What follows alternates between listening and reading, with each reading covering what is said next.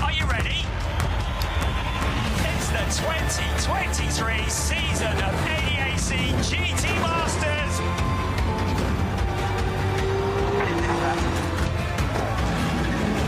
Brilliant driving. It's phenomenal stuff.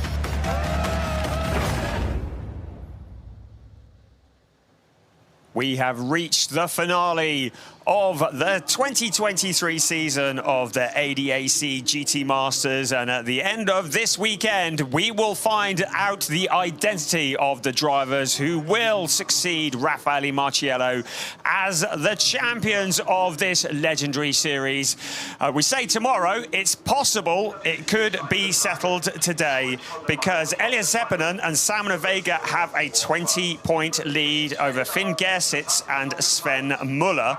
It was a bigger lead than that at the Red Bull Ring, but a fairly disastrous weekend for them has seen the gap closed up to 20 points. So they've still got a lot of work to do there.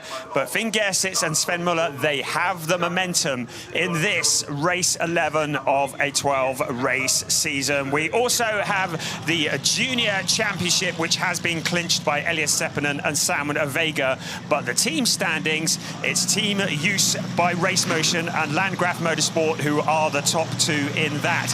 Back to the Drivers' Championship, there are 13 drivers across 7 teams who are still in the championship hunt, but Elias Seppänen and Samuel Vega definitely got the advantage with that 20-point lead. Hello everybody, welcome to the Hockenheimring on this glorious autumnal Saturday afternoon. The engines are running, the cars are lined up, and very, very shortly we will be getting ready to go racing. We welcome back to the grid Schnitzelam Racing, their second start in the GT Masters. We saw them at the Nürburgring earlier on this year. Great to have them back on the grid.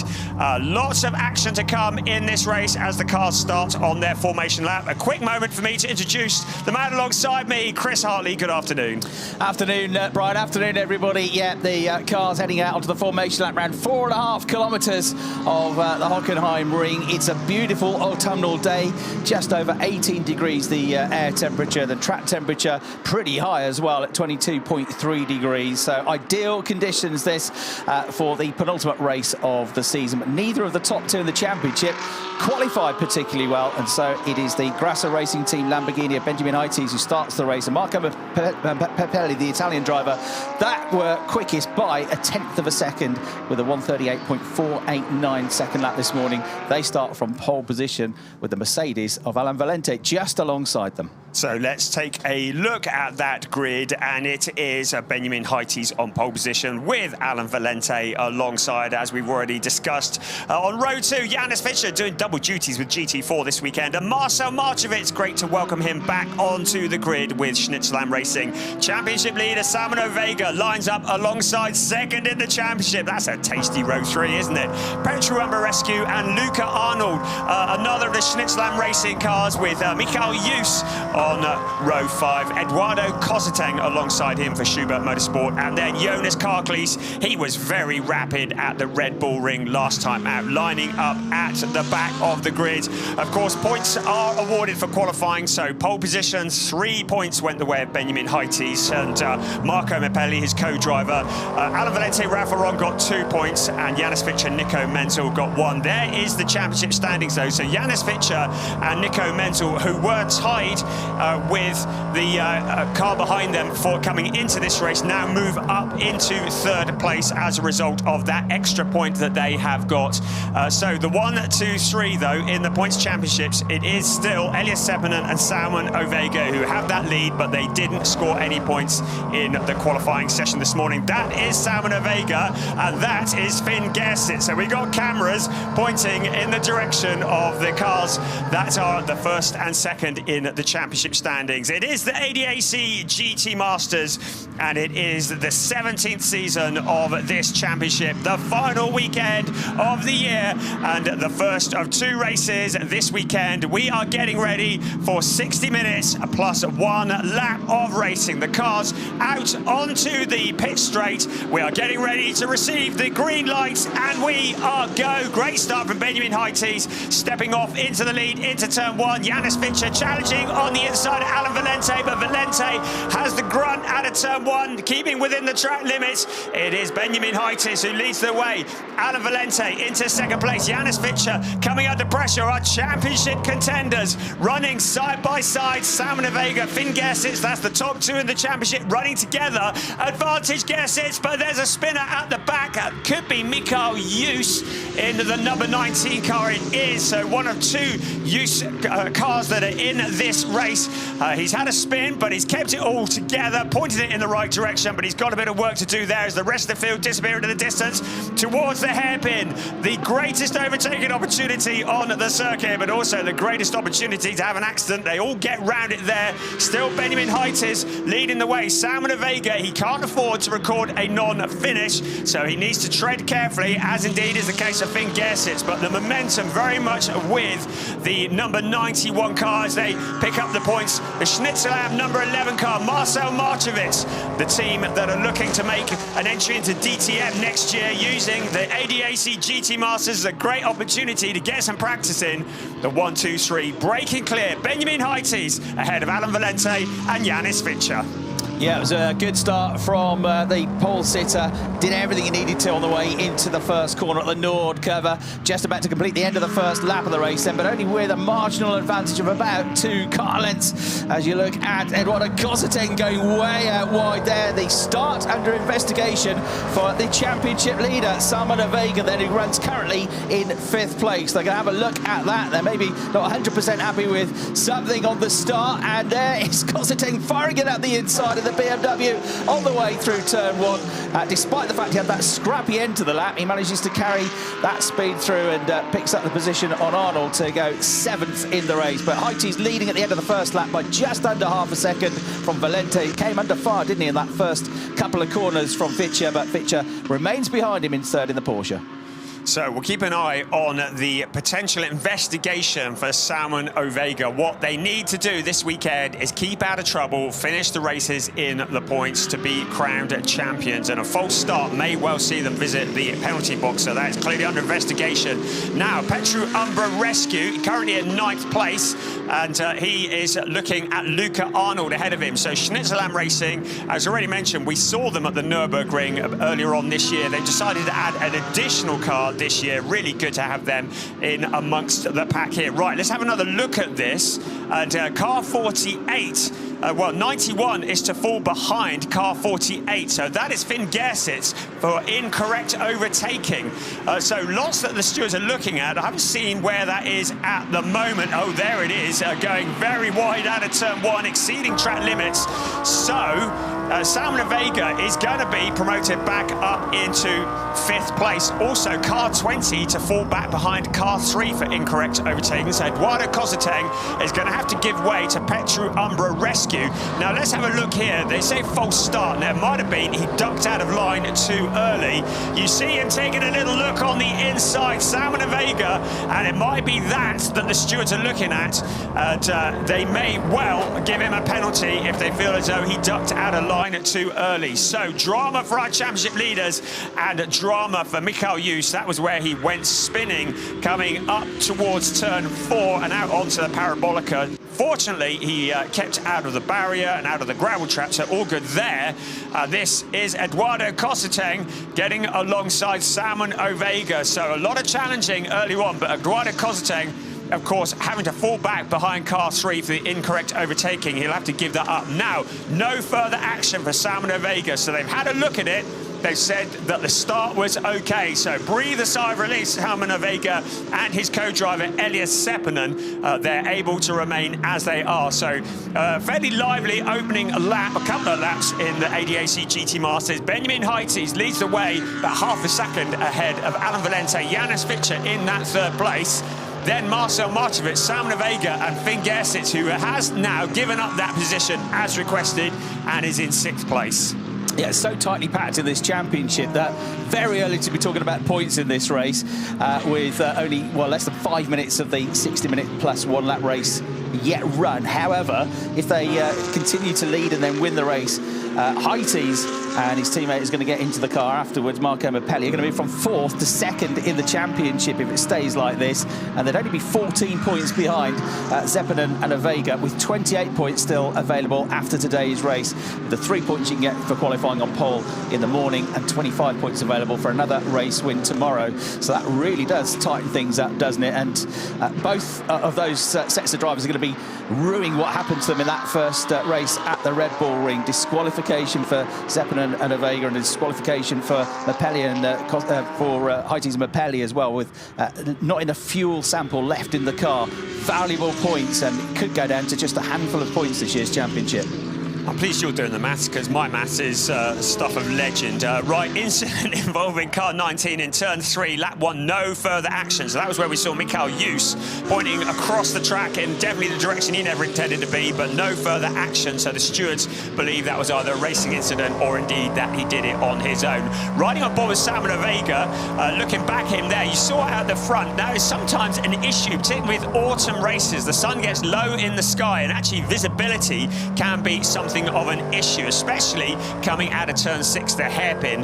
You've got the sun right in your eyes, you've got the plastic windscreen as well, but it's certainly not slowing Simon Vega. He's got Marcel Markovic ahead of him in 4th place. He's escaped any penalty for the start, so now he's going to concentrate on moving forwards. Just to remind you, in GT Masters, the race is 60 minutes plus 1 lap, and there is a mandatory pit stop and driver change. All cars will need to visit the pits when the pit window opens. That window will open 25 minutes into the race, and it will remain open for 10 minutes.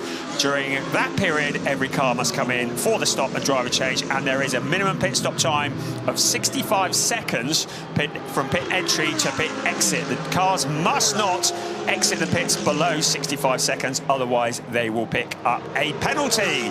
So Benjamin Heites leading the way, Alan Valente 6/10 behind, Janis Fischer, Marcel Markovic, Simon Vega, and his main championship challenger Finn Gersitz, Luca Arnold in the 99 car, ahead of Petru Ambarescu, Eduardo Cosseteng, Jonas Karklees in 10th place, and that car there in 11th, rushing to join the back of the pack.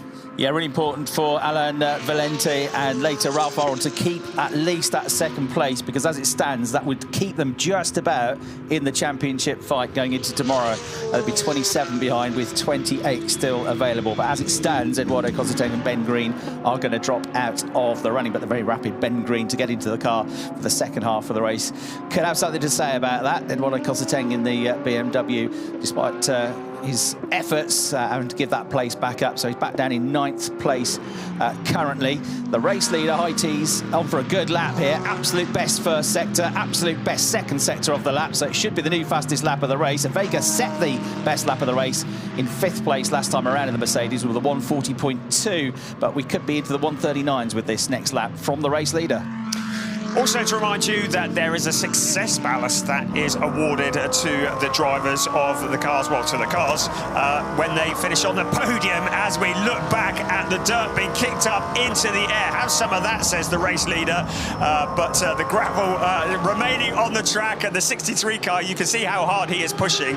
The winner from last time out at the Red Bull Ring was the number 19 car. It had Christian Engelhardt at the wheel. Well, Christian Engelhardt's racing in DTM this weekend, so he's not allowed to take part in this race.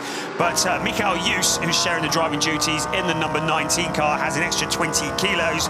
An extra 10 kilos is in Finn Gersitz's car, which he's sharing with Sven Muller on account of coming 2nd. An extra 5 kilos is being carried by Petru Ambarescu, the car that he's sharing with Maxi Gerks. Looking forward to seeing him get behind the wheel of that as well.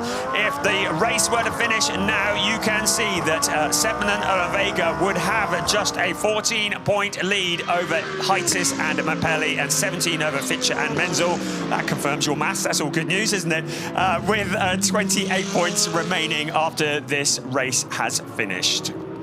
I wonder if someone of Vega had what happened to him at the Red Bull Ring on his mind when all looked good and points were in the bag and a big championship lead was on the cards, and right at the start, the last lap of the racing, tricky wet conditions, he went for a move on Alan Valente, which just did not work out. The pair coming together, both dropping a huge amount of points as a result of that. So super slow-mos. Heitzi's the race leader. Did get the fastest lap of the race last time around. Wasn't quite as quick as he might have hoped, though, with a 1:40.174. Alan Valente in second place, almost exactly matched him, 0.003 of a second slower. And you can see just how hard the Grasser Racing Team Lamborghini being pushed on there. Great slow-mo shots as the cars run and rattle over the curbs here, and sparks fly from the back of these 600+ horsepower GT3 cars. But you have got to be careful, particularly at turn 1, Brian, not to go beyond those curbs with all 4 wheels, because there have been lots of track limits infringements so far this weekend. There certainly have, and track limit infringements will cost you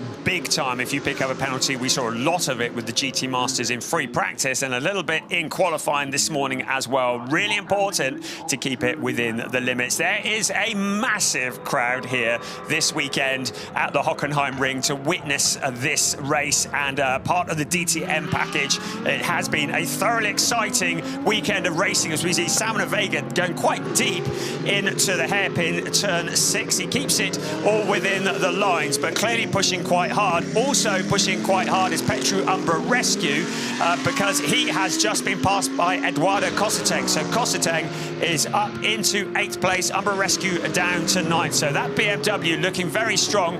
I think Eduardo Cosseteng gets the award of one of the most improved drivers of the year. He's sharing with Ben Green, who is a 2-times winner in the GT Masters. And Cosseteng pushing hard now in that BMW as he aims to move forwards.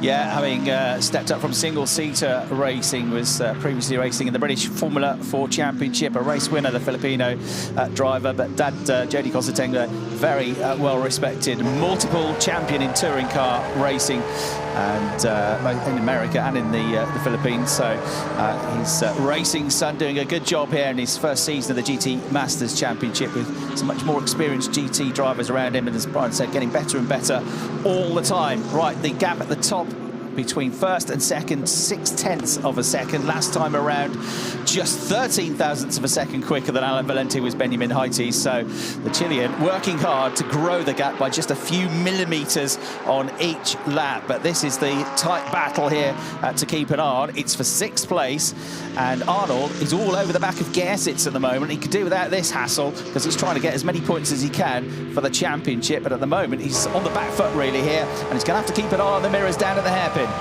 Great to have Luca Arnold here in the ADAC GT Masters and making his debut. He did a couple of races in the ADAC GT4 in 2021.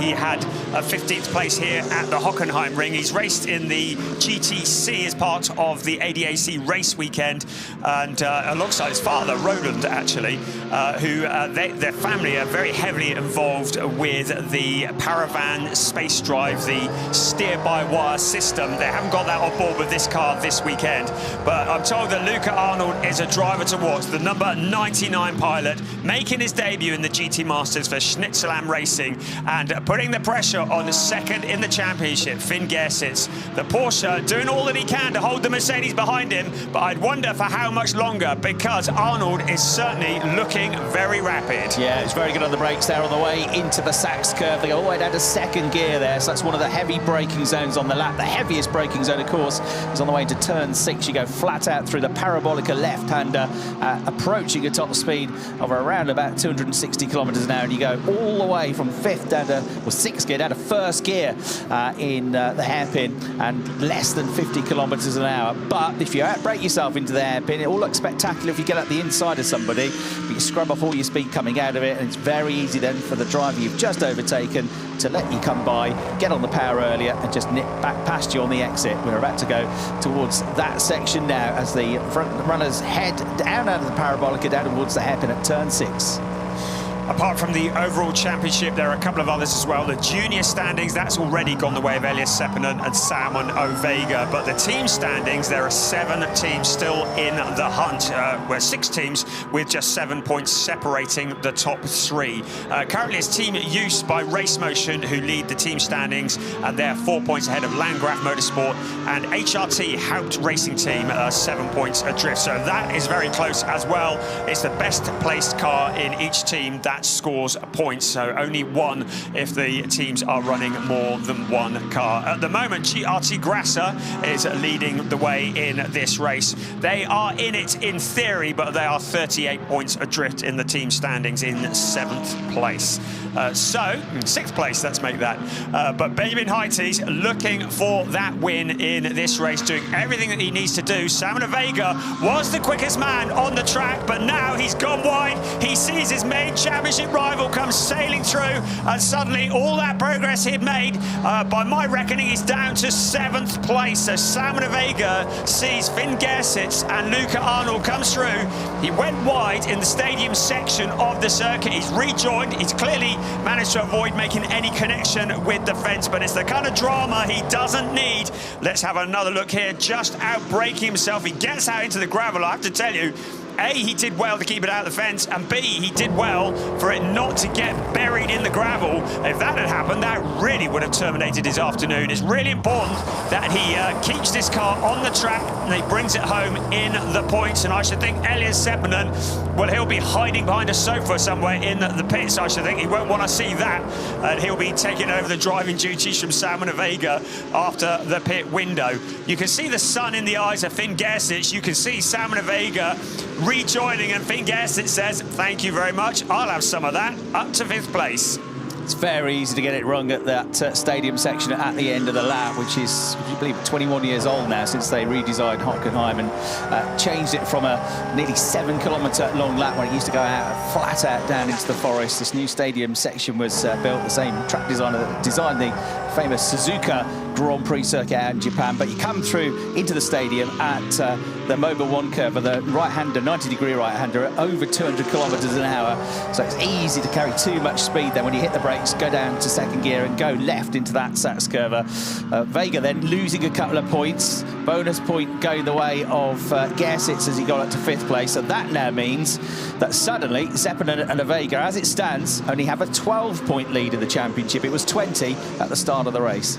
Janis Fischer in 3rd place, coming under pressure. Marcel Marchevitz turning the heat up on his debut here in the GT Masters, behind the 3rd place car of Janis Fischer. So looking very rapid, wants to relieve him of that 3rd place trophy. We can see Janis Fischer on the picture on the left-hand side.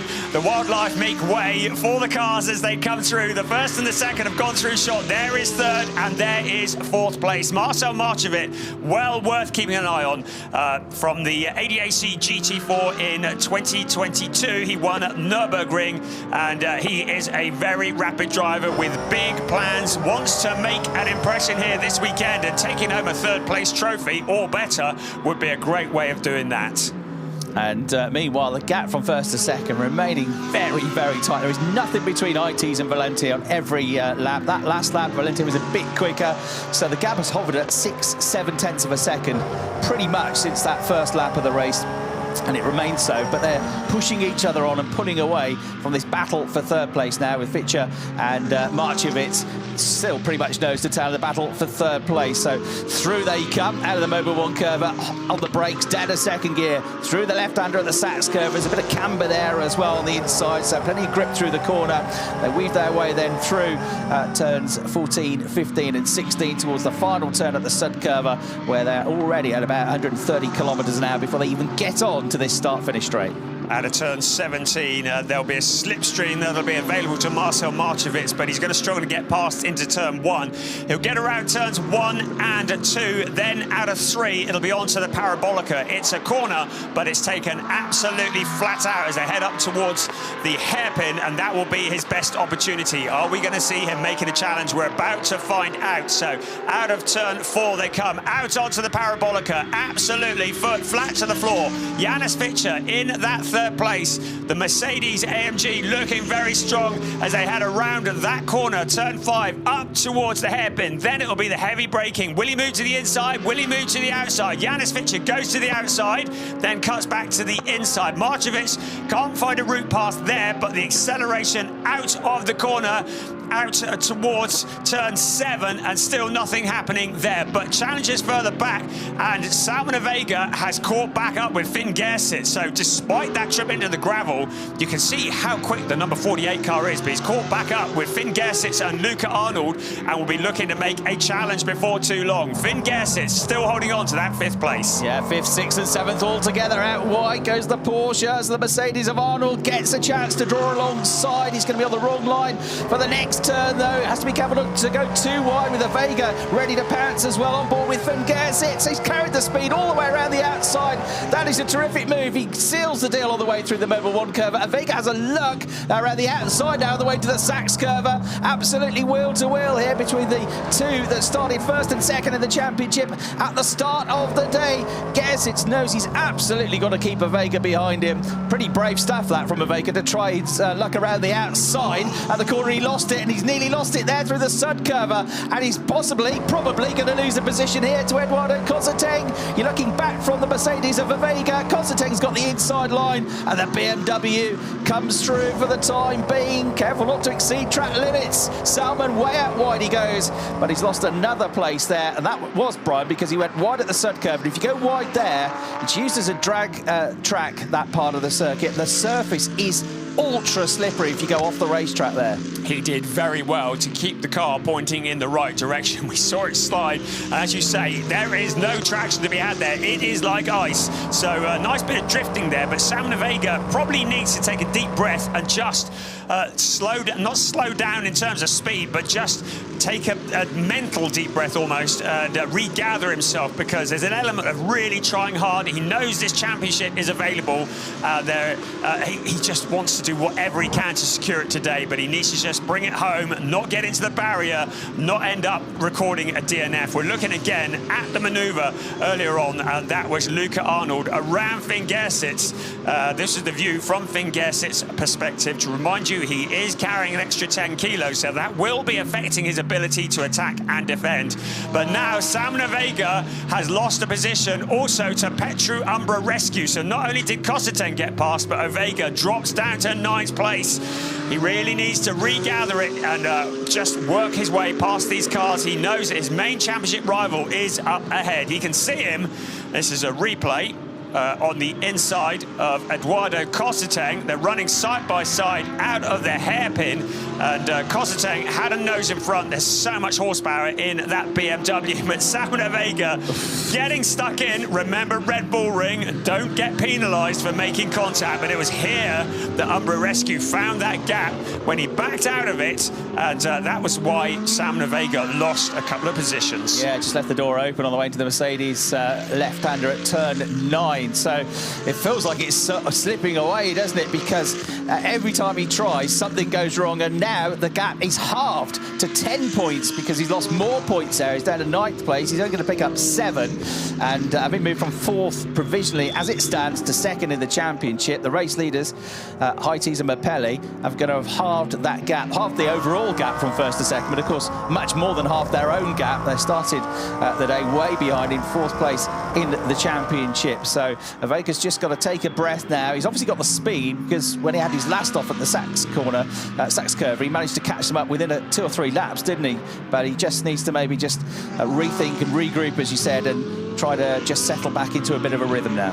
Yes, and it's all about experience. These young drivers who are desperate to make an impression, desperate to be seen, and desperate for the championship. And there is that element of just pushing too hard. Janis Fischer is doing a solid job holding on to that 3rd place. Marcel Markovic has been looking hungry for a number of laps.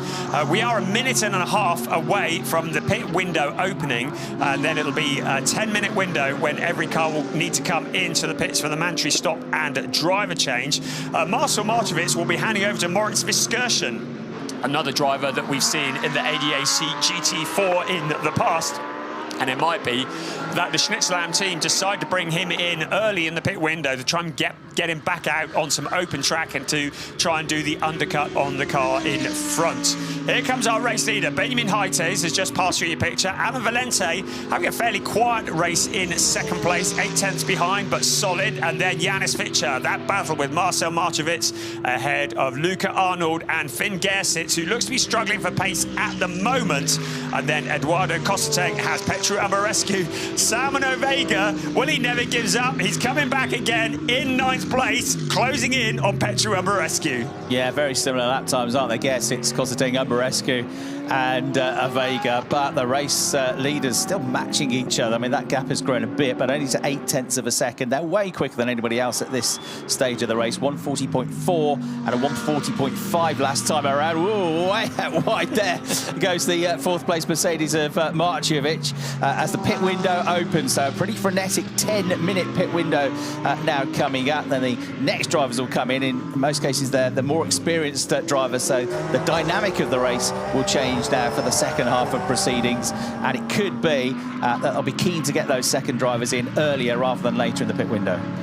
So the order very much as it was, but as you say, the pit window may well shuffle things up. First and second running very much together. Benjamin Heites not enjoying a big gap ahead of Alan Valente. Then this fight for 3rd place, they are running on their own. So the first 2 have separated away, 3 and 4 running together. Then we look back down the road to Luca Arnold in 5th place. Now into the pits comes the 91 car. So Finn Gersitz wants to hand over to Sven Muller, the very experienced Sven Muller. Also Salmon Ovega in championship leader, handing over to Elias Seppenham. Eduardo Cosseteng going to be handing over to Ben Green. Also Petru Umbarescu, he's going to let Maxi Gertz have a go at the wheel. So a lot of driver changes as soon as the pit window opens. Keeping to the speed limit to come into the pits, there's Jonas Karklees, who will be giving way to John Paul Southern. So Maxi Gertz in the car, Petru Umbarescu just helping him to get buckled up and get the safety mechanisms all in place. Wishes him good luck, slams the door shut. His work is done for the day. There is Sven Gersitz, who walks away from the 91 car. Sven Muller will be taking over the driving duties of that, and he is a very rapid driver indeed. They've only managed to take 1 win so far this year, and that was here at the Hockenheimring for the season opener. This, of course, being our 2nd visit to this circuit this year. So they've got good history here, and Sven Muller will be looking to push hard as he tries to make his way up through the pack. Our race leader, Benjamin Heites, is still out on track, as indeed is Valente, Janis Fischer, Marcel Marchevitz, Luca Arnold and Michael Jus. But there's Sven Muller, the first of the stoppers, out. Also, there is Elias Seppänen, championship leader, along with Salmon Ovega. He's out on track. Salmon Ovega now can go and have a sit down, take a deep breath. His work is done for today. It's Elias Seppänen in 10th place. His job to try and push forwards now, trying to reduce that points deficit. Also into the pits comes Luca Arnold, the 99 car. He will be handing over to Christer Jöns, another driver that we've seen in GT4. He first raced in GT Masters in 2011. So Christer Jöns, great to have him back in GT Masters after quite a long way away in the number 99 Schnitzelam Racing Mercedes. Michael Jus just coming into the pits to make his stop as well in the number 19 Porsche. Their race leader, Benjamin Heites, Alan Valente, still out on track, but they might be coming in relatively soon as well. Only half a second between those two now as well. While these pit windows have been going on, that gap has been coming down between the leader, the Lamborghini, and the Mercedes. So pit stops now happening, and the driver helping to strap the next driver in. So Bastian takes over from Jus, the team boss, racing this weekend.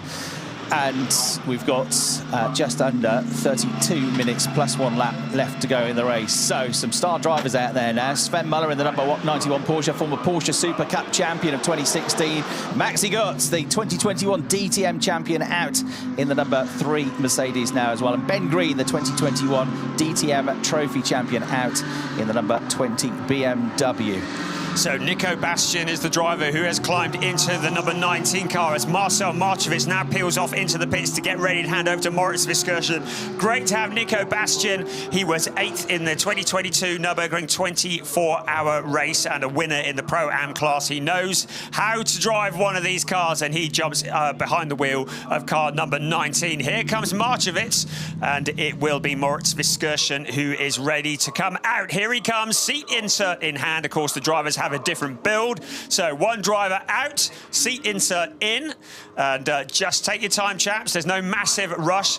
They're only allowed to have 2 team members work on the car, so the outgoing driver helps the incoming driver to get buckled up. Tyre pressures are checked. Of course, tyre changes are not allowed unless they have a puncture or it's raining, and that's certainly not an issue in this particular instance. So Viskirchen into the car, buckled up, door slam shut. Now we wait for the clock to tick down. You can see the graphic with the clock ticking down on the left of your picture. He needs to get to the pit exit line as close to 0 as possible, but he must not get there early. And if you think he could just hang around at the end of the pit lane, he's not allowed to do that either. You can't back off in the pit lane. So this is time to perfection, and it is. Well, he's lost 1.8 seconds, but in the grand scale of things, that's pretty good. There's Marco Mappelli waiting in the pits. He will be taking over from Benjamin Heites when Heites comes in for his mandatory stop. Yeah, so Heites, Valente and Fitcher, the top 3, coming towards the end of a lap. It costs you about 3/4 of a lap overall to make a pit stop. And we've got then the next visitor to the pits, Alain Valente, coming in from 2nd place. Ralph Aron, former star of Formula 3 racing, to take over from him. So he comes into the pits, and Janis Fitcher comes in from 3rd place as well. So they've got to get in and back out. They'll remember just ahead of what was driven then at the start of the race by Luca Arnold, the number 99 Mercedes. With that change having just happened the lap previous, we've got to keep an eye on that to see if we're going to get a change for 3rd, because there was only about half a second between them before the pit stops opened. But don't be too eager. Don't go below the minimum pit stop time, otherwise there will be trouble. The only car that hasn't pitted is Benjamin Heites, the leader of the race, the car that has led all the way so far. Currently the only one still out on track not to have handed over to a co-driver. There is the 25 car. And looks like they're taking a bit of time getting things sorted, but that's all good. Door slam shut. Get out of the pit lane as quick as possible. Now the countdown. They've got a race logic display on the dashboard that tells them when they should get to the pit exit, so they can time it to a degree. But there comes Ralph Aron, so he is well clear. And now the 25 car with Nico Menzel at the wheel, having taken over from Janis Fitcher, comes out of the pit lane. And Viskirchen in the number 11 Mercedes that he's battling with is just about to go into turn 1 at the Nord curve, so he's going to hold on effectively to 3rd place, and with at the moment a slightly bigger gap than he had before, but that gap will deteriorate as he gets up to speed and as the Mercedes comes after him in the background. So it's still going to be pretty tight for a net 3rd place once all the pit stops are done between the 25 Porsche and the 11 Mercedes. 3 minutes left of the pit window. And Benjamin Heites, the race leader, remains out as the only driver yet to pit. So gets a bit of breathing space, having had Alain Valente for company for the whole session. And now, really important this, isn't it, at this stage of the race, to keep focused, keep concentrated, and keep the speed up during your last couple of laps, and in particular, your in laps. Not just about the pit stops, it's about how quick you come in and get out with those in and out laps as drivers. And you can see how hard he is pushing. You saw the brake dust flying up as he was under braking. He heads up around the parabolica, up towards the hairpin once again. Benjamin Heites now with that massive lead, but has yet to make the pit stop.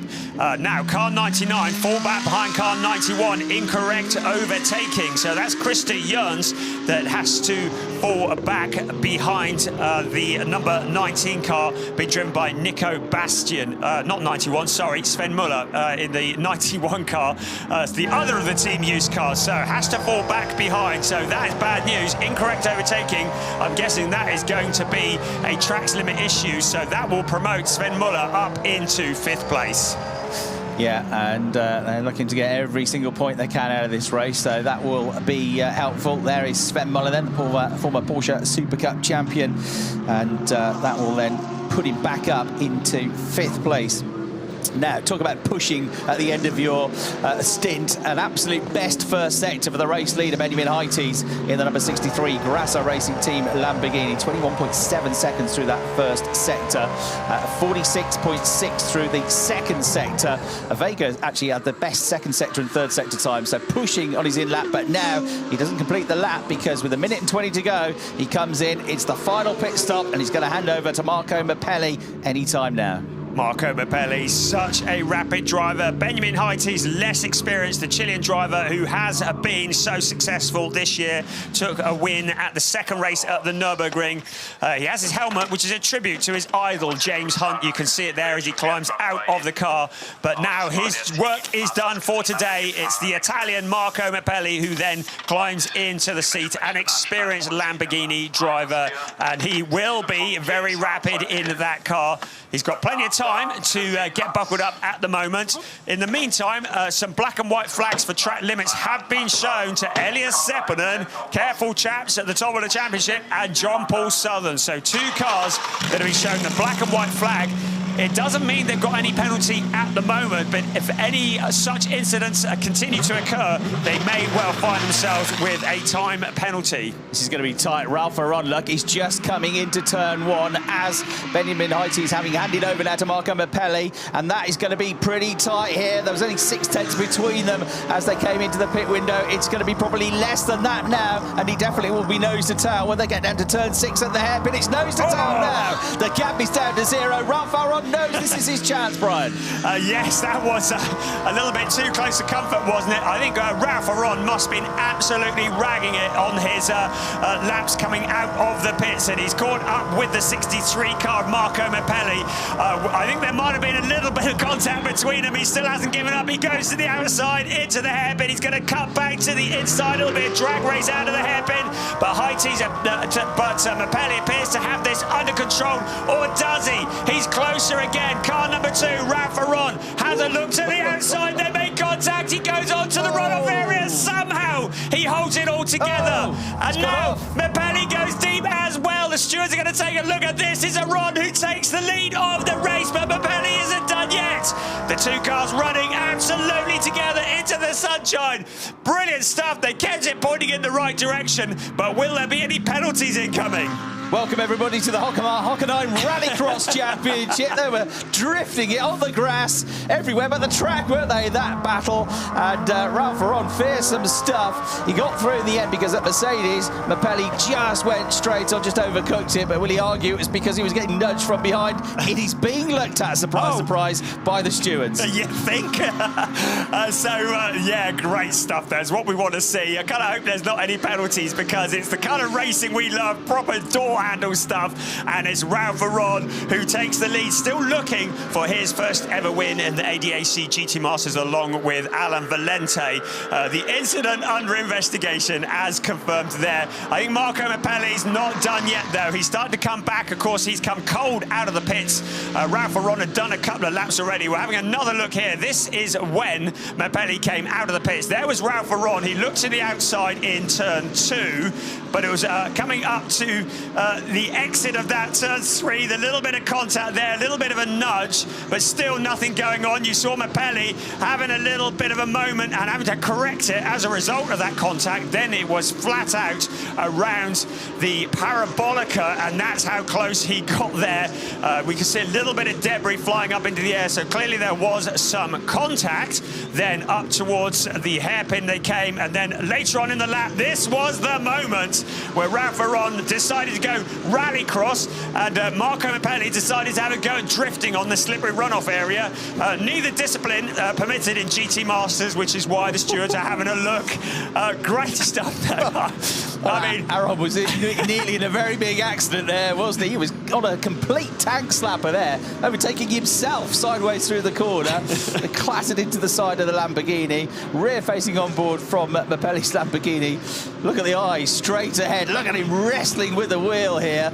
And I'm sure it was pretty much the same picture on board with Ralph Aron as it was with Marco Mapelli as well. That was a hell of a battle for a few corners. Wonderful. But it's had quite a big significant change in the championship, because that's been very good news for Janis Fitcher and Nico Menzel, because that puts them now provisionally into second place in the championship, because of those 5 points lost as it stands for Marco Mapelli and Benjamin Hites. They would have got 25 if they win the race. Now they're going to get 20 for second. So as it stands, you've got Zeppelin and Avega 13 points clear of Fitcher and Menzel. 2 points behind them, Hites and Mapelli, and 2 points behind, 1 point behind them, Gassitz and Muller. 16 points between the top 4 in the championship going into tomorrow's final day of the season, where there are still 28 points up for grabs. Anyone who thought Elias Seppänen and Samuel Vega were going to walk this were very much mistaken. Seppänen is down in 9th place at the moment. There is confirmation of your maths. Well done. That's all good. But Seppänen and Vega do have the advantage at the moment, but down in 9th place. Well, the good bit is if they don't finish in the top 3 positions, they won't get a weight penalty for tomorrow, but they would rather have the points, I have no doubt. In the meantime, Sven Muller has found a route past Christer Jürgens, so he's up into 5th place. We said he was rapid, didn't we, in the number 91 team used by Race Motion Porsche, so he is fighting forward, so trying to get himself and his co-pilot Finn Gassitz back into the championship hunt. There is Moritz Viskursen running on his own in 11th place. There is the aforementioned Sven Muller, who, having got past Christer Jürgens, is now moving forwards. There is Ben Green. Great to have the 2 times ADAC GT Masters winner back behind the wheel of the Schubert Motorsport BMW. Currently in 7th place with Maxi Goertz behind, the 2012 champion, the former DTM champion, massively experienced Maxi Goertz. He will be moving forwards as well. Elias Seppänen, well, he's got a good view of the cars in front of him, but can he do anything about them? Well, he's losing ground. He was 2/10 slower on the previous lap than Maxi Goertz, so the 2021 DTM champion, edging away in 8th place in the number 3 Haupt Mercedes. It could be damage limitation, this. And with moving into the lead of the race as well, Ralph Aron and his teammate Alan Valente, of course, give themselves 5 more points. So they are very much in the championship fight going into tomorrow as well. 18 points adrift. But as it stands, Ben Green and Eduardo Kosatek are going to drop out of it mathematically. If it were to stay like this, they'd be 29 behind, with only 28 still available on Sunday. But having got the lead of the race pretty forcefully, Ralph Aron has now got 1.3 seconds clear of Marco Mapelli. His last lap was a 1:40.566. Fastest driver on the track. Mapelli with a 1:40.671, but he's still quicker at the Nico Menzel's Porsche in 3rd place. That managed to extend its advantage over the number 11 Mercedes during that pit stop phase. There was only about half a second between them. Then there was just over 3 seconds after the pit window, and Menzel has got that out to nearly 4.2 seconds now. So 3rd place looks sorted for Nico Menzel as it stands. The race stewards continue to look at video, to wind and rewind Ralph Aron and Marco Mapelli as we continue to look at the replays of these 2 cars getting together. They haven't come to a decision. You can see the blue smoke as wheels contact bodywork, and we were quite lucky there wasn't a puncture, but that was the reason Marco Mapelli went so deep into turn 8, and it was contact from the Mercedes behind. And now the decision comes through. They have to change position for incorrect overtaking. Marco Mapelli is about to be handed the lead of the race, gift wrapped with a bow on top, and Ralph Aron is back down into 2nd place. He's got to do it all again. He's got 18 minutes in which to do it. Yeah, so here he goes, going to get through and get that lead back on the run out of the parabolic. Oh, but not for long. He let you back through, but not for long, says Ralph Aron, side by side as they come out of turn 6. There goes more paintwork. There goes more bodywork. Bits of carbon flying off the cars. This is from the Lamborghini and the wing mirror. You can see the contact there again. He's completely off the road. 4th time lucky. Another bit of contact. Shoulder rubbing here. He's got the inside line. And Mapelli, for now, hangs on to it from from Ralph Aron, who's got half a Mercedes left because he's left half of it on the track after all these battles. Stock car racing, anybody? Ralph Aron, he thought about that. He thought, well, if I let him pass into the hairpin, I can nail him again on the way out. That's what he tried to do. He very nearly made it as well. Some intelligent driving from Ralph Aron, but an awful lot of contact between these two cars. So it might be that the stewards will have another look at that. We have nothing at the moment that's flashed up, but it is Marco Mapelli who leads the way. You can see him on board there in that picture, but look at this. The two cars, nothing between them. They call that a love tap, do they? That was kind of more like a bit of a full-on snog between them, but it was Marco Mapelli who carried on in the lead. How wide did he go? He will say, it's a fair cop, mate. He pushed me. And there he carries on at the front in the green Lamborghini. Wonderful stuff. 10 out of 10 for entertainment. Probably not the most efficient way around this circuit. And the fact that neither of them have got punctures or have lost front splitters is actually a bit of a miracle in itself. Somebody at Grasser Racing and somebody at Haupt in the garage is looking to the heavens now because they've spent hours and hours making those cars look immaculate, polishing the paintwork, putting all the decals on, and they've ripped them all apart with these battles, absolutely ferocious battles. 1, 2, 3 taps, closer, closer, closer. Is he on the track even at this point? I'm just about, maybe. Ferocious stuff between them. Take a little breather. 16 minutes to go. Ferocious stuff.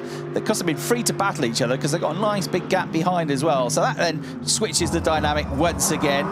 Vega and Zeppelin now back to 10 points is their advantage, and Heites and Mapelli move back up ahead of Fincher and Menzel with that, back into second place in the championship, but it's still mighty, mighty tight. Yeah, Seppunen is saying, yeah, carry on, you beat the shiitake mushrooms out of each other, because while you're taking points off each other, it's allowing him to potentially stay at the top in the championship hunt. He'd be very happy for these two cars to take each other out, I shouldn't expect. But Mapelli at the moment is just holding the front, but Ralph Aron, you wonder if he's done yet. You wonder if the aerodynamics on that Mercedes are perhaps not what they were at the start of this race.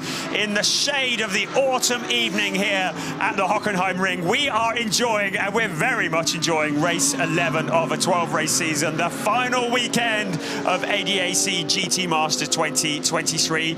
Not the biggest grid we've ever seen in GT Masters, but big, big plans for next year for GT Masters. But there certainly has been entertainment all season long. A lot of entertainment in this race as well, especially between Mapelli and Aron. There is Ben Green. He's in 7th place at the moment, closing in on Christa Jørns, and ahead of him is Sven Muller. In the background, Maxi Goetz. Feels like this field is compressing a little bit. Yeah, well, that last lap, Ben Green in the Schubert BMW number 20 was 4 thousandths of a second quicker than Christa Jørns in the Mercedes ahead of him. So all that effort, squeezing every drop of power out and getting every little bit out of the car through the corners, as we see pebbles flying from the back here of the car, looking at that Lamborghini, which has been off the road several times, and in the side of the Mercedes, Ralph Aron several times as well, taking half the gravel track with him now as well. Sparks have been flying. There's going to be some late night work making these cars look a bit more polished for tomorrow. But yeah, all that work from Ben Green just to get 4 thousandths of a second back. Now, out of the commentary box window, looking at the Sachs curve, very late on the brakes was Ralph Aron. So he's, I think, starting to wind up another attack here to close in on the race leader as they come in towards the Sud curve at the end of another lap with 13.5 minutes plus a lap to go. Bring it on, we're loving it. I'll tell you what, this is a great advert for the strength of manufacture of these cars, isn't it? The Lamborghini and the Mercedes, yes, you can go stock car racing with them and survive. We're going to see what else Ralph Aron can hurl at Marco Mapelli at the moment. You see the sparks, bit of a trademark to see the sparks coming from underneath a Lamborghini here at the Hockenheimring. They run the car very low to the track, but Ralph Aron has closed back up, and he's going to make another challenge to the lead. You just know it, and it might come any second now, because out of turn 4 they come. This is the Parabolica, turn 5, flat out. He's a little bit further back than he probably needs to be to make a challenge, but this could be all on the brakes. Mapelli, well, he's an experienced pilot. He goes wide, then he'll cut back to the inside. He defends the line very nicely. Aron not really close enough to do a drag race out of the hairpin either, so very much as you were, but you get the feeling this is far from all over. Another battle that's going to be developing, I think, between now and the end of the race is the one for 4th place, because Sven Muller just took 3/4 of a second out of the advantage of Verkerschen in the number 11 Mercedes. So the battle for 4th, the gap down to 2.8 seconds. Sven Muller on the attack in the number 91 Porsche to try and get 13 points rather than the 11 he's currently on. And a couple more points would get him to within 14 of the championship lead. And you get the sense, Brian, that every single point is going to count. What you can get today might just make the difference in the championship tomorrow. It really will make a difference. And of course, there are points in qualifying as well, as already mentioned. So as you say, every point will count. Nico Menzel in 3rd place, running very much on his own at the moment. He'll probably be quite pleased about that when he sees what's developing in front and behind him. So Menzel in a fairly solid 3rd place. 1st and 2nd, well, this is not settled. We've got just a little over 11.5 minutes plus 1 lap remaining of this race. There is your race leader, Marco Mappelli. Into turn 2 he comes. Ralph Veron once again following the Lamborghini Hurricanes every move out onto the Parabolica. They will come in just a few moments. Is he close enough to make a move on the Lamborghini? Still a little bit far back at the moment. Could be last of the late breakers into the hairpin here, couldn't it? Here is your race leader, Marco Mappelli. He re-inherited the lead after the stewards got involved, and Ralph Veron has to do all that hard work again. He has shown that he is not scared to get his elbows out, and that's exactly what he has been doing. Along we come once again. Mappelli seemingly to have this under control, but there are still just under 11 minutes of the race remaining. We look back at Ralph Veron from the perspective of Marco Mappelli. A Ron closer than ever. I wonder if Moritz Verkerschen had a moment on the previous lap. He was the slowest driver on track in 4th place with a 1:42.3. Sven Muller behind him did a 1:41.0. So suddenly that gap down to 1.6 seconds, 4th to 5th, as the leaders come into the Sachs curve. And again, very good on the brakes from Ralph Veron, the Estonian, winding it up here. He's getting himself to within 2 car lengths of the Lamborghini that leads the race. Coming into this stadium section, yeah, visually that gap much less than it was now from 4th to 5th. And again, good on the brakes into the Sachs curve is the Porsche of Sven Muller. So that gap is probably going to be about 1, maybe even less than 1 second at the start of the next lap from 4th to 5th. Yeah, you mentioned Sven Muller and Moritz Verkerschen. Well, Sven Muller has been shown the black and white flag for track limits in 2 places. Turn 1 is a new one, turn 11 as well. So the stewards reckon he's taking up a little bit too much real estate, so he needs to be careful on that. So car 91, black and white flag, it's just a warning, but if he does it again, it may well be a penalty incoming. We're riding on board with the number 91 car as he hones in on that 4th place. Moritz Verkerschen, you can see Sven Muller looking fairly chilled. Well, it's just a Saturday afternoon drive, isn't it? In the Porsche, in 5th place, Moritz Verkerschen just ahead of him, flat out once again around the Parabolica. They don't lift off for this corner, and then they get a good run to the best overtaking opportunity on the circuit. Into the hairpin comes Moritz Verkerschen, very much under control at the moment. Sven Muller there, and Christa Jons behind, ready to jump if these 2 cars get together. Yeah, and then, you know, possibly Ben Green and Maxi Gertz coming as well. So you give up 1 place, you might give up 2 or 3 in the last 10 minutes of the race. So Verkerschen, he's going to have to focus on every single braking point, every turn-in point, get on the throttle smoothly, not run wide or ragged. But the pressure massively mounting now from that man, Sven Muller, in the number 91 team use Porsche, as he catches up and closes and puts the pressure on there. As Christa Jons just behind them in the 99 Mercedes as well. So the gap from 4th to 6th is just about a second now, and it's less than half a second now from Verkerschen to Muller. Meanwhile, the gap between the top 2 as they come through to complete another lap has grown to 1.9 seconds on that lap. A very good 1:40.5 from Marco Mappelli to just ease the pressure a bit. You get the feeling he's just turned the wick up a little. He knows exactly what he's doing. As we look at Moritz Verkerschen in 4th place, just to remind you, this is his first ever race in the ADAC GT Masters. He has the massively experienced Sven Muller behind him, but a driver who has only raced in GT4 in the ADAC in the past, doing very well on his debut. He's only 1 position away from a podium position. Our championship leader, Elias Seppänen, appears to have settled very much in 9th place. It's not going to be a high-scoring race race for the number 48 car, but it will be points. Maxi Goetz is ahead of him and Ben Green ahead of him. There is a third place, Nico Menzel, still running very much on his own, but the fighting continues both in front and behind. Yeah, it's not been a stellar weekend, has it, for the championship leaders so far. Struggled a bit in qualifying, and Zeppelin now running in 9th place in that number 48 Mercedes after a few ragged moments in the first half of the race from his teammate Salman Vega. So their championship lead halved from what it was at the start of the race. And of course, they had the chance to have a bigger cushion after the Red Bull Ring, but being thrown out of the race and throwing it off the road in that big attacking move on Alan Valenti was perhaps, in retrospect, something they wish they hadn't gone for. But you can't change the past, you can only manage what's happening at the moment. They are still going to go in tomorrow as the championship leaders, but the pressure is definitely mounting, and I think the biggest concern for them, Brian, will be the pace that they've shown here so far this weekend compared to their rivals. Yes, I think there's going to be possibly a bit of a restless night's sleep for them tonight as they head towards the final race of the season tomorrow and wonder what on earth they can do. Of course, it'll be Elias Seppänen who will qualify the car tomorrow and Salman Vega who will do the second stint.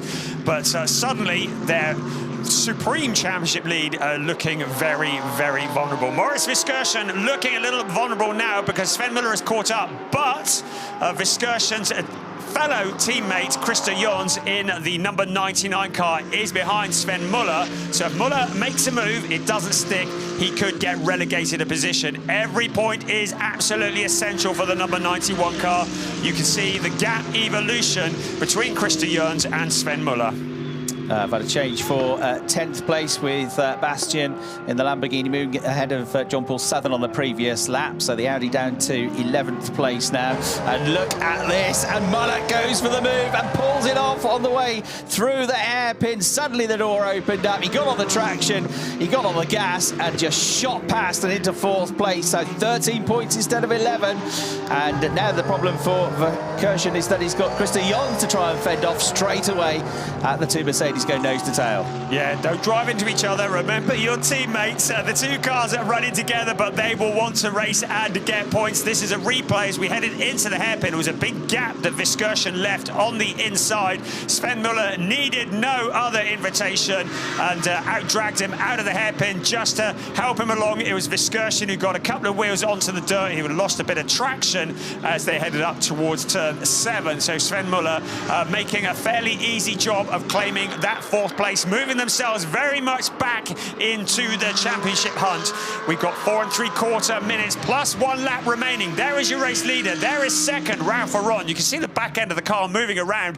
I wonder if he's taken just a little bit too much out of the tyres, maybe damage to the car, but it doesn't feel as though the number 2 car is as quick as it was. A fearsome battle for 7th place as well, and here it is, because Maxi Goetz, as he crossed the line, was right onto the tail of Ben Green of the Schubert BMW, the DTM Trophy champion, versus the former DTM champion. Maxi Goetz there in the white out Mercedes. The HRT car is all over the BMW at this phase. He's been chipping away for the last few laps. The opportunity might appear on the way into the hairpin. No, it won't, because Ben Green knows exactly what's coming and closes the door. So switching to the outside to try and cut back up the inside is the German driver, but nothing doing as yet. And there, an update on the points after that change of 4th place. You can only have 14 points now between the top 4 in the championship going into the final day tomorrow. So what this race lacks in quantity, it certainly doesn't in quality. Some supreme driving by some great drivers. Maxi Goetz sliding the Mercedes around. You can see that if the race finished now, yes, Vingersitz and Sven Muller would have dropped back to 4th, but just 14 points adrift. So still very much in the hunt. But Ben Green having to draw upon all the experience that he has in GT Masters to keep the former champion Maxi Goetz behind him. Goetz has that tighter line, he appears to have more traction out of the corner. Ben Green moves across to shut the door. Maxi Goetz is not backing out of it. Still the Mercedes filling the mirrors of the BMW out onto the pit straight. They will come, and it will be Ben Green out the front at the moment, but maybe on this lap Maxi Goetz will find a route past. Out towards turn 1 they come. The Grant of the BMW just breaking clear at the moment. Out of 1 into turn 2. 7th place, Ben Green still in position there. Here we come through the autumn sunshine as the sun sets here at the Hockenheimring. We look at the two Schnitzeland Mercedes ahead of them, but Ben Green, Maxi Goetz, well, he's dropped back a little bit out of turns 3 and 4. The fans taking the souvenirs home. That's a great way of taking the rubbish out, isn't it? Out towards the hairpin we come once again. And Ben Green, well, it looks as though he's fought off Maxi Goetz for the time being. The two Schnitzeland cars also running together. Ahead of them, it's Moritz Viskirchen ahead of Christa Jans, but I think Christa Jans has plans on 5th place. Yeah, they're just about to go into the right-hander at turn 7 at just over 200 kilometres an hour before they knock off a bit of speed, drop a couple of gears through there. Yeah, fearsome battle. I tell you what, Maxi Goetz is one of the nicest, most laid-back people you could ever meet, but put him behind the wheel of a race car, stick a helmet on him, and he becomes a monster, doesn't he? Fantastic battle, potentially. That one's going to go again, but ahead of them, it's a bit closer than it was even before now between Verkerschen and Jans for 5th and 6th positions. The two Mercedes, and he's itching to get past here, isn't he, Christa Jans? But he can't quite find a gap at the Sachs curve, but the pressure is going to be on for the last couple of minutes of this race. Moritz Viskirchen has a point to prove. He's come from GT4. He really would love to be in DTM. Schnitzeland Racing have already nailed their colours to the mast for that series next year, and Moritz Viskirchen wants to prove himself. Christa Jans, a far more experienced driver behind him, using all of his experience to try and get past, but not making it happen at the moment. In the background, you saw Ben Green and Maxi Goetz. This is positions 5 through to 8, running almost together on the track. There is 5th place Viskirchen, running out of time, a little over 1 minute remaining of this race. Our race leader has just gone around the hairpin. I think he's probably, the clock might strike 0 before he hits the start-finish line, but once the clock strikes 0, it'll be whatever remains of the lap they're on, and then a +1 lap. Out towards the hairpin once again. The Schnitzeland cars side by side. This time, Christa Jans has a gap on the inside. Can he get it slowed down? Yes, he can. Out of the corner. Made that look quite easy. Moritz Viskirchen relegated down into 5th place. Christa Jans up into down in 6th place. And Christa Jans relegated, promoted up into 5th place. We got there in the end. Yeah, Verkerschen, that's where he lost at that corner, that 4th place to Muller a few laps earlier. Just leaves the door a bit open. He's being fair, though, isn't he? He's not trying to overcompensate for that and slam the door shut. So good, fair driving, but a nice move on the brakes as well. The key with that is not to overdo it. You get out the inside. You don't need to shoot past the car. You just need to get level with them, because you've got to make sure you get on the gas early coming out of that hairpin. Christa Jans did exactly that, and that's why he managed to hold on to 5th place. So the clock has ticked down to 0. It's going to be 2 laps to go, including the one they've just started. And the race leader, it's starting to work fairly hard here, because Ralph Aron, even though he's over a second and a half behind, he's still keeping the pressure up as much as he can in the number 2 HRT Mercedes. They got over the line just before the clock struck 0, which means that Mapelli is going to have to do that extra lap to get this race put to bed. But he does look to be under control. It's Marco Mapelli leading the way from Ralph Aron. Nico Menzel in that solid 3rd place. Everything else behind is up for grabs. Sven Muller in 4th. Christa Jans into 5th place, having got past Moritz Viskirchen. Then Ben Green and Maxi Goetz. They're fighting it out for the points that are going to be awarded for 7th and 8th place. At the moment, advantage Green, but there's still plenty of time for Maxi Goetz to do something about it. Ben Green, desperate for the car in front to get out of the way. He's not going to do that because he's on the same lap as him. But Moritz Viskirchen in that 6th place, feeling the pressure of Ben Green. Yeah, Ben Green in 7th place at the moment, 9 points. He gets 10 if he gets 6. Now, if he gets 6th place, he'll be 28 points behind. So mathematically, it's very slim, but he'd still have a chance at the championship with his teammate Eduardo Cosseteng. So it is worth going for it if he can get that extra point. He's 29 behind at the moment. He could be 28 behind, which would just about keep him in the championship fight. He'd need a perfect day. He'd need pole. He'd need the win. He'd need for everybody else to have a nightmare. But it'd still be possible. Onto the final lap of the race they go then. Marco Mapelli already through. He's been caught a little bit, but he's still over a second and a half clear of Ralph Aron, with Nico Menzel a very safe 3rd place in this penultimate race of the season. The sun starts to go down behind the Hockenheimring. We have been thoroughly entertained by the ADAC GT Masters in race 11 of the season. It's Marco Mappelli who took over from Benjamin Heites, who started on pole position in this race. There's been everything thrown at the number 63 car, but as things stand at the moment, leading the way from Ralph Veron, who took over from Alan Valente. There is first and second around the hairpin for the final time, sliding their way out towards turn 7 and 8. Your race leader, Marco Mappelli, just needs to hold it all together. It looks as though Ralph Veron's challenge has faltered now. He doesn't have the pace in the Mercedes. Gottfried Grasser in the GT Grasser garage was very disappointed with the disqualification they had at the Red Bull Ring. The great way to nail it to them all is to come back and win the race. Marco Mappelli is now just a few corners away from a win in this race 11 of the season, and it would be the second win of the season for Marco Mappelli and for Benjamin Heites. Around to turn 15 and 16 for the very last time. Out of turn 17 onto the pit straight. It is a win for car 63 GT Grasser Racing's Benjamin Heites and Marco Mappelli, who brings it home.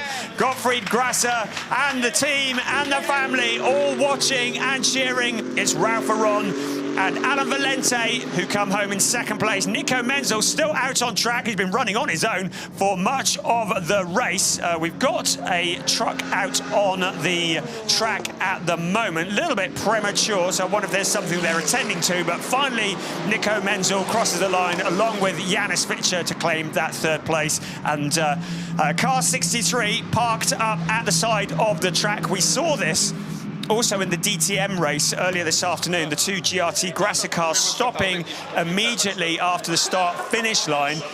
Maybe they're a bit worried about fuel, or maybe there is a technical issue.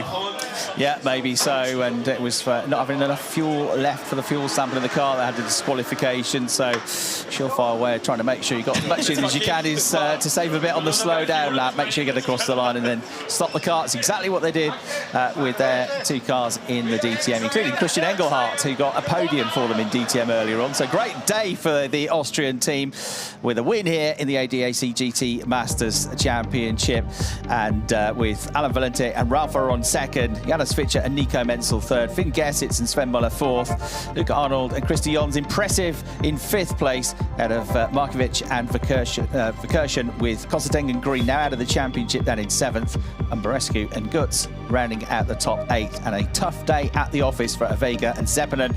Ninth place, their championship lead halved, but they are still the points leaders going into the final day of the season tomorrow, and that has really bunched the championship up now. So they are going to have to do a lot of head scratching and look at the data and try to find some pace tomorrow, because they do not want to be on the back foot again as they were very much today. There then, confirmation of the points, with only 14 points now between the top 4 in the championship, and the gap at the top of the table cut from 20 as it was at the start of the race to just 10 points now. And you've still got the 5th place team in with a chance of the championship as well going into Sunday. I should think Elias Seppänen and Samuel Vega are wondering what they've got to do to get this championship put to bed. They were walking it at one point, but this has been, by their standards, a fairly disastrous day. But they get to do it all again tomorrow. They need to just keep their heads. They've still got that 10-point lead in the championship, so it's still very much advantage Vega and Seppänen. But it does feel a little bit as though it has been creeping away. And with other drivers now moving into the equation as well, we're looking at third place Janis Fischer and Nico Menzel, the number 25 car for Huber Motorsport. Another podium finish for them. Still looking for the first win this year, but second place is pretty good. Ralph Veron and Alan Valente for Team HRT. They equal their best result of the year so far. They got a second place at the Nürburgring earlier on this year. But taking their second win of the season, Benjamin Heites and Marco Mappelli for GT Grasser in the Lamborghini Huracan GT3 Evo 2. They had everything thrown at them. They kept it together and they crossed the line in first. everything thrown at them, including the Mercedes of Ralph Aron several times in that race. That was a heck of a battle, wasn't it, for a few laps? Well, two parts to it, wasn't there? The original one when Mapelli came out of the pits and Aron pounced, and then afterwards when he had to give the position up and then tried to get it back straight away. There's Alain Valente to the right of the picture, former Swiss karting champion, coming up initially through single-seaters, now the last few years concentrating on GT racing. He had a good start to the race and very competitive. That gap that he kept down to about half a second or so between him and Benjamin Highties at the start of the race very much gave them a chance, but it wasn't to be. He wasn't quite this happy when we saw him at the Red Bull Ring, but it's been a good day at the office today for him. But ultimately, Mapelli just had enough just to fend off Ralph Aron for that race victory. There's Nico Menzel, an experienced driver, but in the last few years has been very much doing commentary for ADAC GT Masters. Decided to have a go himself this year. Third place, he along with Janis Fitcher. Well, he needs to stay in his overalls because he's about to get involved in a GT4 race that's happening here. His arms are going to ache tomorrow morning, aren't they? Yeah, there's time for some celebrations first, and then he'll be jumping into his car. He's sharing driving duties in GT4 with David Yarn, who is another driver who is an ex-winner in GT Masters. There's a lot of chopping and changing amongst these. There is the winning car that has been towed back, and no risks been taken there. They want to get it to the stewarding bay, potentially without using too much fuel up, and they will be getting ready to then go to the top step of the podium. But Marco Mapelli and Benjamin Highties just treading very carefully at the end of this race. The team out in the pit lane, and already there's people setting up for the GT4 race, which is imminent. We're kind of pushing on quite quickly today because the light is fading, and the headlights work at the moment, but they don't normally work at the end of a GT4 race. Right, so the car being pushed into the #1 position. Mapelli and Benjamin Highties. And congratulations from the various team members. Good job done. Mind your back, there is Gottfried Grasser, a legend in the world of GT3 racing. So great to have them in the ADAC GT Masters again this year. There is Ralph Aron, who by his own descriptions is the less talented and less good-looking of the two, with his brother Paul Aron, who we have seen very much making the headlines in single-seater racing. And Ralph, though, been great to have him here this year, and an entertainer, as has been proven in his fight with that man there, Marco Mapelli. Good to see. He's still smiling, even if the car's looking a little bit second-hand as a result of that. So into the Parc Fermé. The cars, of course, will be scrutineered, and Janis Fitcher, Nico Menzel. I'm guessing that's going to be in German, so we won't bother listening. And there is Marco Mapelli. He looks knackered, doesn't he? He's got helmet hair. He's got, so I've got headphone hair. Yes, hands the helmet over. And he's been in GT Masters for a few years, but this year, very much the team leader in the GRT Grasser GT Masters team. Now looking for his co-pilot. I was looking to see if there's any interesting body language between him and Ralph Aron. I think they're staying clear of each other at the moment. We've had enough contact for one day, thank you very much. That was a great onboard looking into the eyes of Mapelli, wasn't it, when they're in the thick of that battle. It was turning left, turning right, turning left, turning... It was meant to be on the straight. All over the grass, all over the curbs.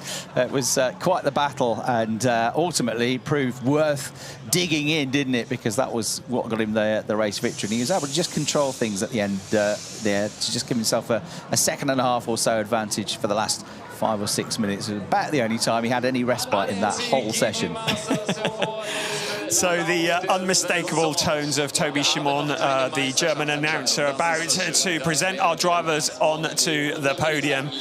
They're waiting there. I just think it's interesting that the GRT Grasser drivers are not having any conversations with the HRT drivers. Here comes third place, though, Janis Fitcher and Nico Menzel. They've had to work hard for that, and third place, well, they're still in the championship hunt. It's certainly not all over yet. Second place. Here comes Ralph Aron and Alain Valente. The remains of their car will have been shoveled back into the garage to be prepared for tomorrow. Here comes the race winner, though. They were in the battles, they were in the wars. Marco Mepelli and Benjamin Heites. Well, a little bit of a congratulations. We should get a representative from GRT Grasser also onto the podium.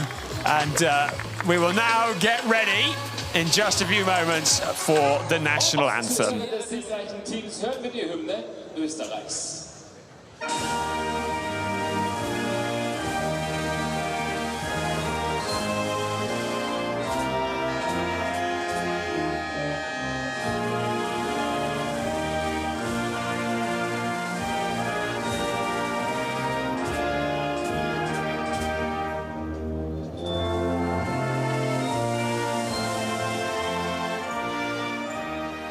Einen großen Applaus für unser Podium hier auf dem Hockenheimring.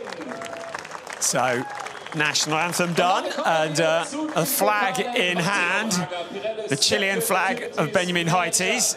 Great to see so many countries being represented on this podium, and Chile, the latest, receiving their wonderful trophies.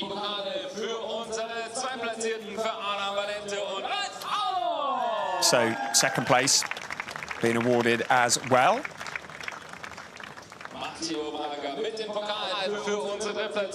And certainly trophies to commemorate what was a very lively race. Certainly the battle for first, which raged all race long. There's the third place trophies also being presented by the representative from Pirelli, and the team trophy goes the way of GRT Grasser.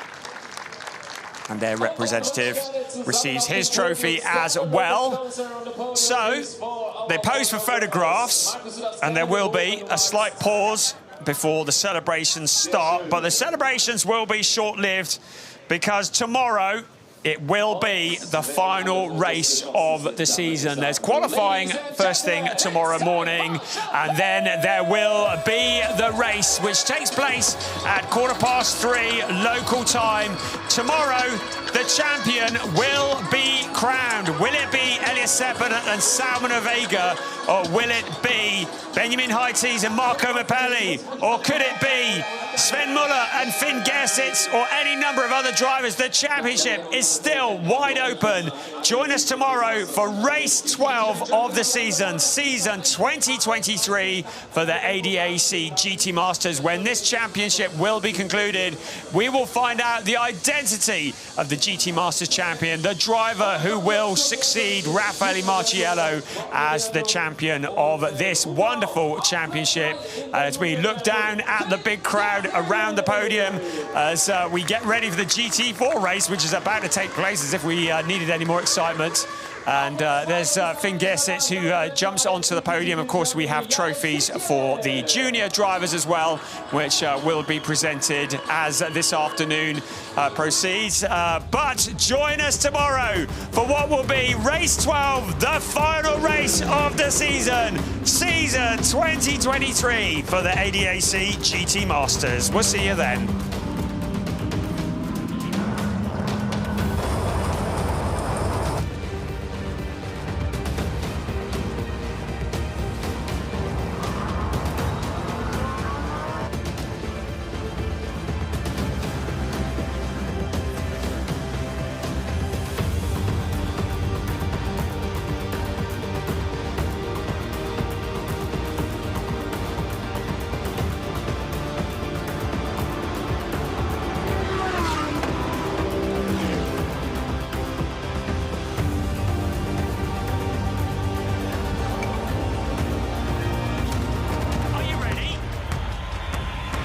The 2023 season of ADAC GT Masters.